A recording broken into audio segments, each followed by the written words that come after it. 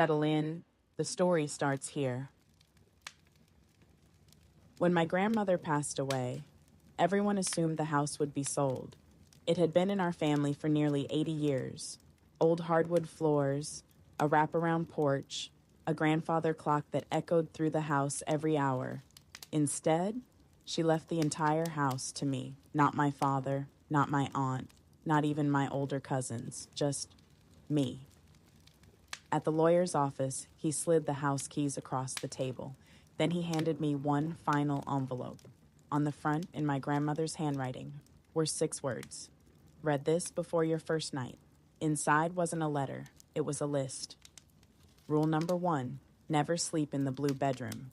Rule number 2, if the grandfather clock stops at exactly 9:17 p.m., leave the house before midnight. Rule number 3, never answer anyone who knocks exactly 3 times. Rule number 4, if anyone asks about the room behind the pantry, tell them there isn't one. I laughed. Classic Grandma. She loved scary stories.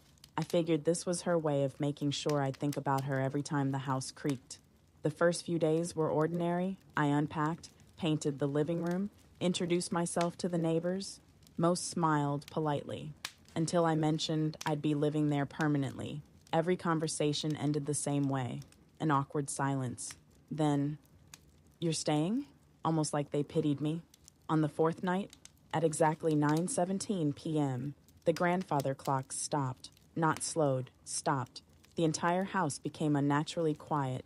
Then, 3 knocks, slow, even, deliberate. My heart started pounding. I remembered rule number 3, another 3 knocks. Then a man's voice, soft, calm. "Emily, I know you're home." My name. I froze. I hadn't told anyone in town my first name. I slowly peeked through the front window. No one. The porch was empty. The next morning, I told myself I was overtired, until I opened the front door. Fresh, muddy footprints covered the porch. They didn't lead away from the house. They led toward the pantry. I called my aunt. The second I mentioned the pantry, she interrupted me. "Don't move the shelves. Promise me." "Why?" Her voice dropped to a whisper. "Because once you open that room, it knows who you are." The line went dead.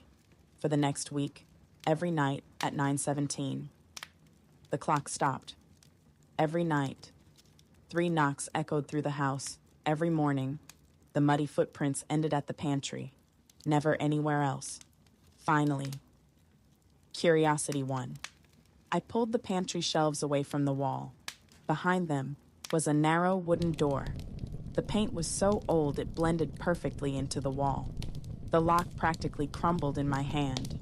Inside was a tiny room, no windows, 1 wooden rocking chair, a desk, a stack of journals tied together with faded ribbon. The top journal was already open. I stepped closer. The first page read, "If you're reading this, you finally ignored the rules." I frowned. My grandmother must have written it. Then I noticed something strange. The ink still looked wet. I flipped a few pages. Every entry described something I'd done since moving into the house. Breaking my favorite coffee mug, calling my aunt, looking through the front window. Every detail, exactly as it happened. My hands started shaking. I flipped to the final page, blank. I let out a nervous laugh. Then, right before my eyes, words slowly began appearing, as though an invisible hand was writing them. "You're standing exactly where she stood." Another line appeared. "Don't turn around." I couldn't breathe. The rocking chair behind me creaked once, twice, 3 times. I squeezed my eyes shut. Maybe if I didn't move, whatever was there would leave. Then I felt it. A cold breath against the back of my neck. I ran. I slammed the hidden door shut, shoved the pantry shelves back into place, grabbed my keys, and drove to the nearest hotel. I didn't return until sunrise. The house looked completely normal. The grandfather clock was ticking. The pantry shelves hadn't moved. The hidden door was gone. Not hidden. Gone. Like it had never existed. I searched every wall, every measurement, every blueprint. Nothing. The room no longer existed. I convinced myself I'd imagine the entire thing until I walked into the kitchen. Sitting perfectly in the middle of the table was the journal, resting on top, a sealed envelope, in my grandmother's handwriting. Inside was one final note. You open the room. That means it has seen you. Don't worry, it only follows one person each generation. I stared at the last line, confused, until I turned the page over. There, written in fresh black ink, not my grandmother's handwriting, not mine, were 6 words. Now it's your turn to write. I dropped the journal. The grandfather clock struck 9:17 p.m. I looked at my watch. It was only 10:42 that morning. Then, 3 slow knocks echoed through the front door. I still live in that house. The clock has never kept the correct time again. Every year, on my grandmother's birthday, a new page appears inside that journal. I've never watched the words appear again, because I made myself one promise. If the journal ever tells me, don't turn around, this time, I won't.